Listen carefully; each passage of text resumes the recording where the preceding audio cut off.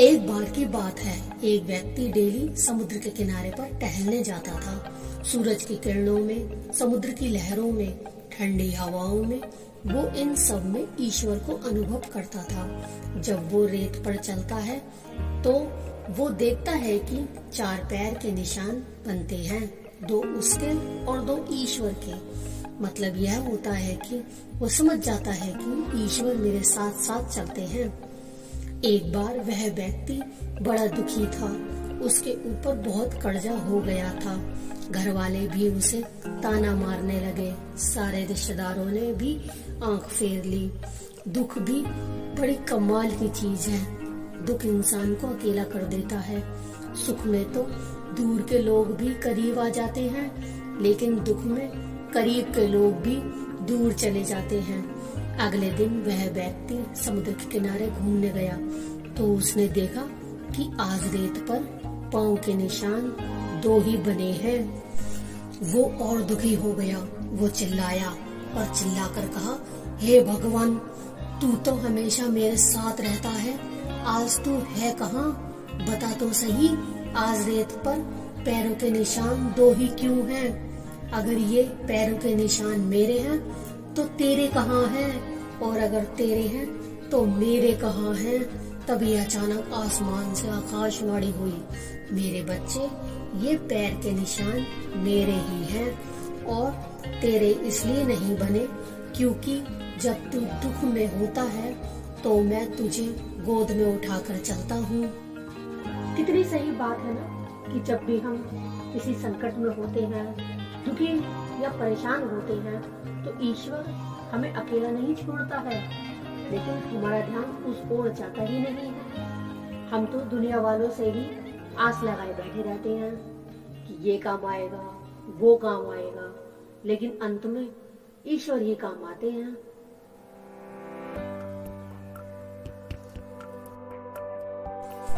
एक बार की बात है, एक सन्यासी नदी के किनारे बहुत देर से बैठे हुए थे। एक व्यक्ति ने बाबा से पूछा कि बाबा, यहाँ क्या कर रहे हो?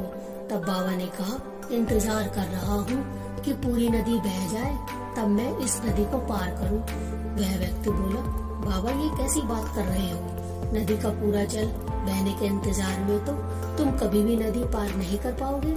बाबा बोले, यही तो मैं तुम लोगों को समझाना चाहता हूँ कि तुम लोग जो हमेशा यह कहते रहते हो कि एक बार जीवन की जिम्मेदारियाँ पूरी हो जाएं तो मैं मौज करूँगा, घूमूंगा, फिरूंगा, सबसे मिला करूँगा। इस प्रकार ये नदी का जल कभी खत्म नहीं होगा। हमको इस जल से ही पार जाने का रास्ता बनाना होगा। इस प्रकार जीवन खत्म हो जाएगा, लेकिन जीव के काम कभी खत्म नहीं होंगे। एक बार की बात है, एक शिष्य ने अपने गुरु से कहा कि गुरुदेव, आज एक व्यक्ति ने आश्रम में एक गाय दान की है। गुरुजी बोले, ठीक है, दूध पीने को मिलेगा। एक हफ्ते बाद शिष्य फिर आकर बोला, गुरुजी, जिसने गाय दान की थी ना, वह अपनी गाय वापस ले गया। फिर गुरुजी बोले, ठीक है, बढ़िया हुआ, गोबर उठाने के झंझट से मुक्ति मिल गई। इस छोटी सी कहानी का सार यह है कि जो व्यक्ति हर हाल में राजी हो, उसे कोई दुखी कर ही नहीं सकता। परिस्थिति बदले तो मन स्थिति को बदल दो, बस आपका दुख सुख में बदल जाएगा। आखिरकार सुख दुख मन के ही तो समीकरण है। बस हमारा देखने का नजरिया पॉजिटिव होना चाहिए।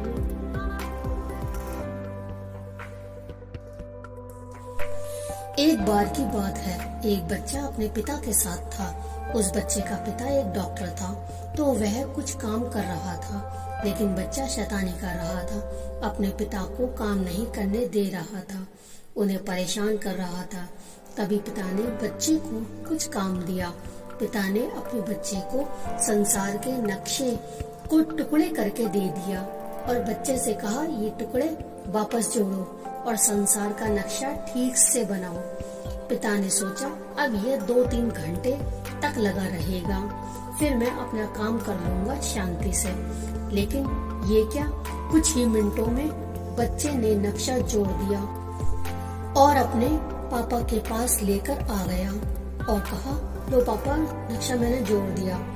पापा ने बच्चे से पूछा, तुमने ये नक्शा इतनी जल्दी कैसे जोड़ दिया? बच्चे ने कहा, पापा नक्शे की दूसरी तरफ एक आदमी की फोटो थी, मैंने नक्शे को उल्टा रखकर जोड़ दिया। मैंने सोचा कि यदि आदमी ठीक हो गया तो संसार अपने आप ही ठीक हो जाएगा। तो समझे, बच्चे की बात साधारण जरूर थी लेकिन बहुत गहरी थी। हर इंसान अपने आप को सुधार ले तो दुनिया ही सुधर जाएगी।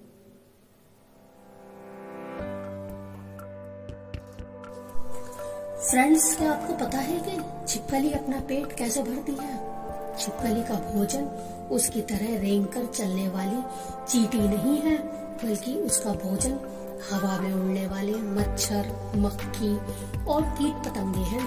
छिपकली उड़ नहीं पाती, लेकिन फिर भी उड़ने वाले जीवों को अपना भोजन बना लेती है।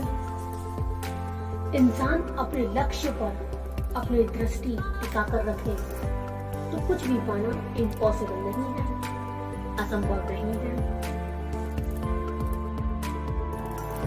एक बार की बात है, एक शहर में दो भाई रहते थे। इन दोनों भाइयों में एक भाई बहुत बड़ा डॉक्टर था और दूसरा भाई निठल्ला, नकारा और नशा करता था। लोग इन दोनों भाइयों को देखते थे तो उन्हें बड़ी हैरानी होती थी कि इन दोनों भाइयों में कितना अंतर है।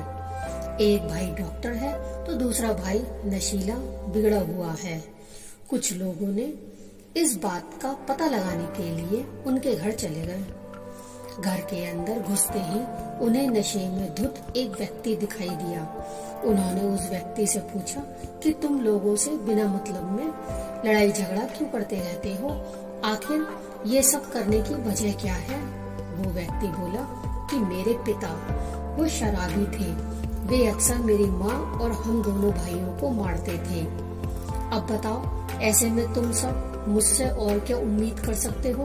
मैं वैसा ही हूँ जैसे मेरे पिता थे। फिर वही लोग दूसरे भाई के पास गए। लोगों ने उससे भी यही प्रश्न किया, आप इतने सम्मानित डॉक्टर हैं, इसकी क्या वजह है?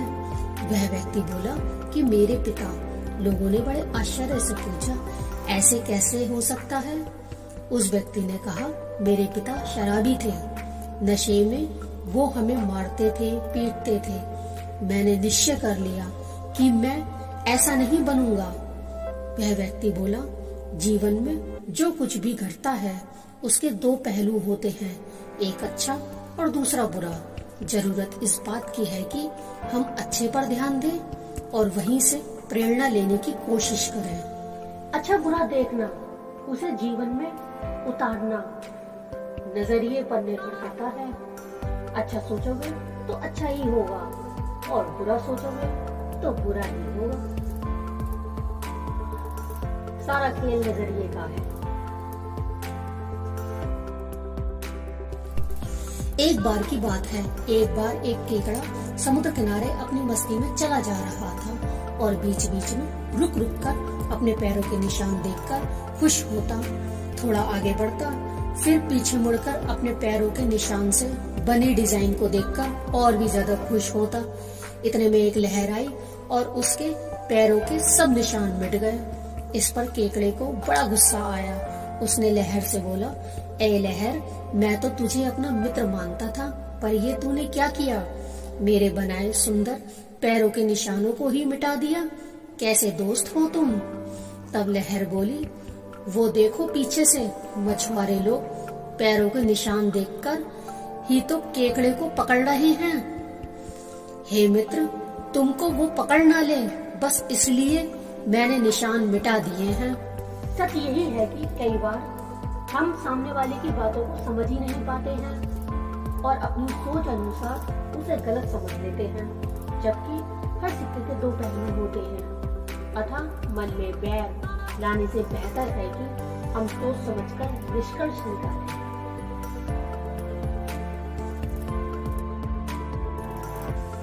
एक बार की बात है, एक मूर्तिकार ने अपने बेटे को मूर्ति कला सिखाने का निश्चय किया।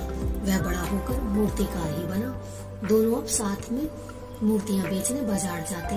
बाप की मूर्तियां 1.5-2 रुपए में बिकती, पर बेटे की मूर्तियां 8-10 आने से ज्यादा नहीं बिकती। बाजार से आने के बाद मूर्तिकार अपने बेटे को पास बैठाता और मूर्ति बनाने में हुई गलती के बारे में उसे समझाता। यह क्रम कई साल तक ऐसे ही चलता रहा। लड़का काफी समझदार था। वह अपनी कला में सुधार करने का प्रयत्न करता रहा। कुछ समय बाद उस लड़के की मूर्तियां भी 1.5 रुपए तक बिकने लगी। मूर्तिकार अब भी अपने बेटे को उसी तरह समझाता और मूर्ति बनाने में होने वाली गलती के बारे में अपने बेटे को समझाता। बेटे ने अपनी कला पर और भी अधिक ध्यान दिया और उसकी कला और भी अधिक निखरने लगी। अब मूर्तिकार के बेटे की मूर्तियां 5 रुपए तक बिकने लगी। बेटे की कला को सुधारने का क्रम मूर्तिकार ने अब भी बंद नहीं किया था। एक दिन बेटे ने झुंझलाकर कहा, आप तो दोष निकालना बंद ही नहीं करते। मेरी कला अब तो आपसे भी अच्छी हो गई है। मुझे मेरी मूर्तियों के लिए 5 रुपए तक मिल जाते हैं, लेकिन आपकी मूर्तियों को अब भी 2-2.5 रुपए ही मिलते हैं। मूर्तिकार ने अपने बेटे को समझाते हुए कहा, बेटा, जब मैं तुम्हारी उम्र का था ना, तब मुझे मेरी कला का अहंकार हो गया था और फिर मैंने अपनी कला में सुधार की बात ही छोड़ दी थी। तब से मेरी प्रगति रुक गई और मैं 2 रुपए से अधिक की मूर्तियां ना बना सका। अपनी गलतियों को समझने और उसे सुधारने के लिए हमेशा तैयार रहो, ताकि बहुमूल्य मूर्तियां बनाने वाले श्रेष्ठ कलाकारों की श्रेणी में पहुंच सको। इस कहानी का सार यह है कि अगर कोई शख्स आपके काम में गलती निकाल रहा है ना, तो आप उस शख्स पर गुस्सा मत करो, उसकी बात को समझो।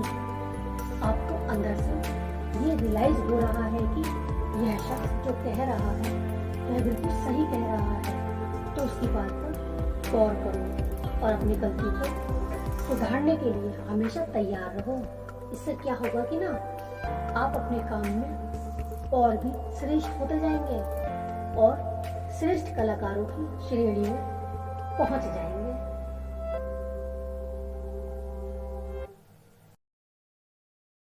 हेलो फ्रेंड्स, कैसी लगी आपको हमारी ये वीडियो? नीचे कमेंट बॉक्स में कमेंट करके जरूर बताएं वीडियो के बारे में। वीडियो अगर अच्छा लगा हो तो वीडियो को लाइक जरूर कर दीजिए। वीडियो को शेयर कीजिए अपने व्हाट्सएप ग्रुप पर, फेसबुक पर और इंस्टाग्राम पर। वीडियो को फैला दीजिए और हमें फॉलो कीजिए फेसबुक पर, इंस्टाग्राम पर। लिंक डिस्क्रिप्शन में दिया हुआ है। और जो भी फ्रेंड्स हमारे चैनल पर नए हैं तो हमारे चैनल को सब्सक्राइब जरूर कर दीजिए। ये लाल वाला बटन दबाकर नोटिफिकेशन बेल को ऑन कर दीजिए, जिससे कि हमारी सारी वीडियो आप तक पहुंचती रहे। तो फ्रेंड्स, अपना कीमती समय देकर हमारा वीडियो देखने के लिए शुक्रिया, धन्यवाद एंड टेक केयर।